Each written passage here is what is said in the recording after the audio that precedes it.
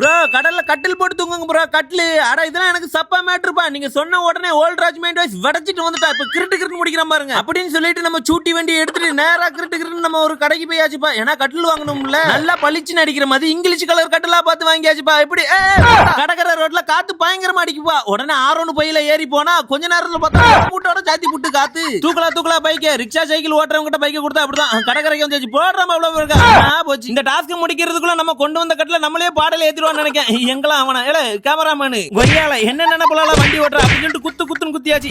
பாரடி ஆண்டின்னு சொல்லிட்டு கட்டில தூக்கிட்டு போனப்பா. கட்டில் கட்டு கடங்கவே மாட்டிக்குப்பா. ஒரு வழியா கடலுக்குள்ள கொண்டு போய் புட்றா கொய்யால மாட்டு அண்ணா போச்சு. எப்படியோ கஷ்டப்பட்டு கட்டில் கால ஒரு ஊனி அப்படியே நல்லா படுத்தாச்சுப்பா. என்ன ஏதோ ஒரு கை வந்து தடவுது. எல்லா கடல் கனியில மாப்பிள புள்ள மாட்டுல இன்னைக்கு ஒரு புடி கடல் கனி இன்னைக்கு இருக்கிற இருத்துல இப்படிதான் மாட்டுல எவ்வளவு கடல் கனி இன்னைக்கு உன்ன ஒரு போட்டு புட்டாம விட மாட்டேன். எத்தனை நாள் ஆத்த உன்ன சமைச்சு சாப்பிடணும்னு அப்படின்னு சொல்லி பார்த்தா என்ன கடல் கண்ணிக்கு மீச்சமா இருக்கு.